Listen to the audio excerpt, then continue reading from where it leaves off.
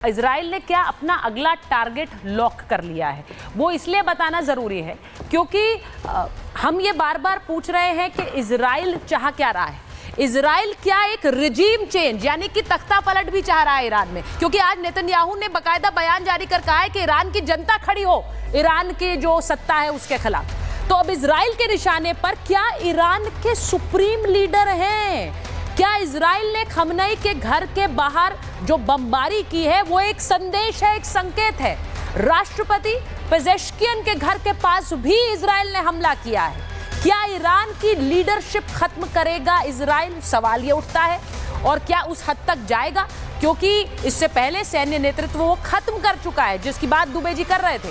कल ईरानी सेना प्रमुख मोहम्मद बाघेरी को मारा है। अब किसी देश के सेना प्रमुख को मारना बहुत बड़ा कदम है। आईआरजीसी रेवोल्यूशनरी गार्ड्स की चीफ जनरल हुसैन सलामी को ढेर कर दिया इजराइल ने, और आईआरजीसी के जनरल गुलाम अली राशिद को मार गिराया। ये सब कुछ इजराइल से कैसे मिसाइलों के जरिए किया, अपने फाइटर जेट्स भेजकर किया। कुर्द फोर्स के चीफ इस्माइल कानी को भी ढेर कर दिया है। ऐसे में अब पूछ रहे हैं कि क्या अगला टारगेट वहां के राष्ट्रपति या फिर सुप्रीम लीडर हो सकते हैं? कल ईरान के परमाणु प्रोग्राम चीफ को भी मार गिराया। ये सब कुछ इजराइल ने किया। ईरान ने के कुल 9 परमाणु वैज्ञानिकों को ढेर किया है। अब मैं इसी से जुड़ा हुआ सवाल कर्नल नैन से पूछ रही हूं।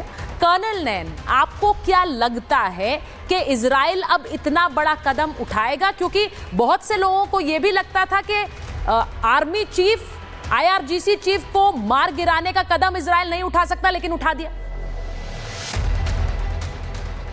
नहीं, डेफिनेटली देखिए सुचारिता, अभी आज की तारीख में जो हम सिचुएशन देख रहे हैं इसमें इजराइल 2 फेज में ये लड़ाई लड़ रहा है।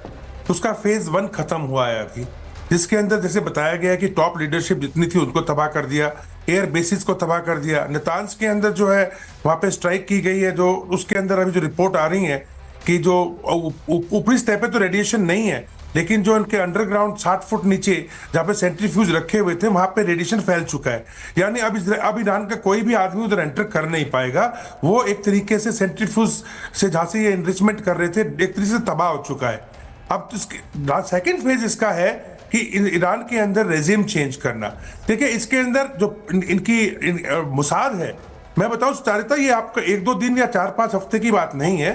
ये काफी लंबे समय से मोसाद वहां पे काम कर रहा है और ये पूरी प्लानिंग इजराइल की वहां चल रही। तभी देखिए पिन पॉइंटेड तरीके से लोगों के एक पूरी बड़ी बिल्डिंग के अंदर एक फ्लैट के ऊपर अटैक हुआ है। और चाहे वो आप जैसे आपने बताया खुमैनी के घर के पास में भी अटैक हुआ, इनके जो प्रेसिडेंट है उनके घर के पास में भी अटैक हुआ।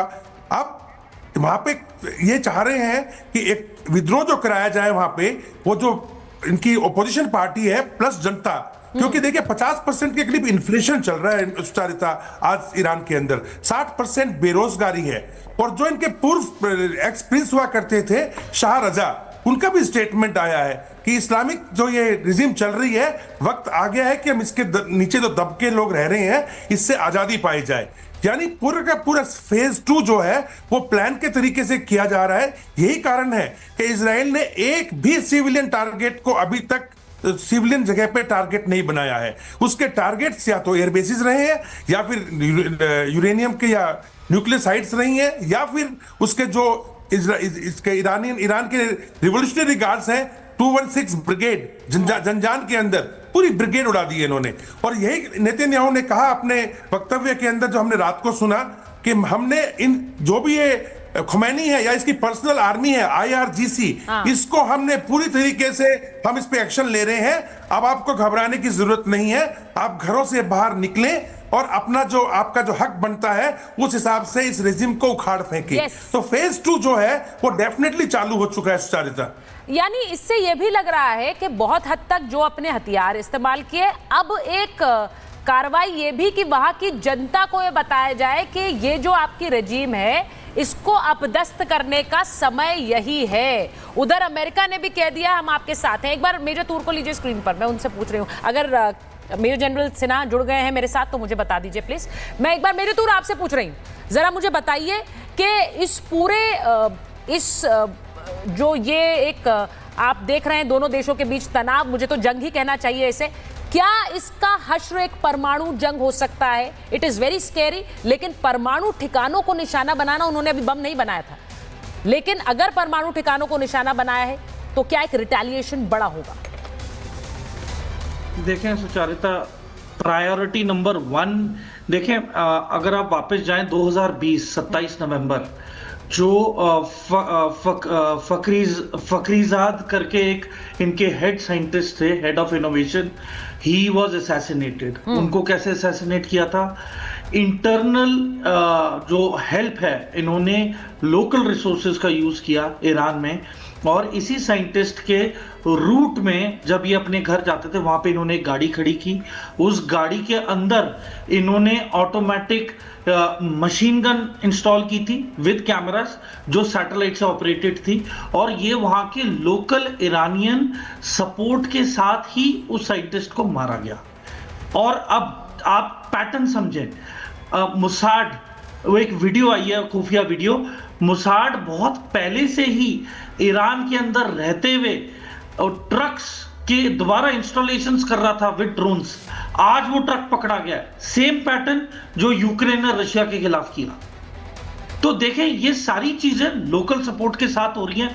तो एक चीज तो तय है कि जो इजराइल की मुसाड का जो एसेट है वो है वहां के लोग जो कि एंटी गवर्नमेंट हैं, जो एंटी खमेनी के जो खिलाफ है, खिलाफत के खिलाफ है। वो एक तो इनका बहुत ज्यादा सपोर्ट है, नंबर 1। नंबर 2, जिस तरीके से ये हुआ है operation, it is well coordinated, क्योंकि पहले मुसाड ने जितने भी इनकी एयर डिफेंसेस थी वो इन्होंने आर्म्ड ड्रोन्स के साथ पूरी रात लगातार डिस्ट्रॉय किया, और उसी दौरान कुछ ही घंटों में 200 एयरक्राफ्ट इजराइल से फ्लाई करते हुए आए और उन्होंने चुनिंदा टारगेट्स को टारगेट किया।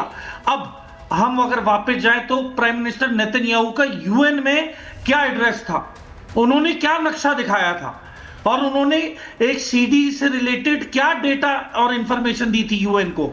उन्होंने वो इंफॉर्मेशन दी थी कि ईरान ने न्यूक्लियर एनरिचमेंट की फाइनल स्टेजेस पे पहुंच चुका है, और इन्होंने गुहार लगाई थी आईएईए को कि कृपया इनके न्यूक्लियर प्रोग्राम को आप अपनी निगरानी में ले लें, या रोक लगा दें, या फिर इन पे सैंक्शन लगाएं।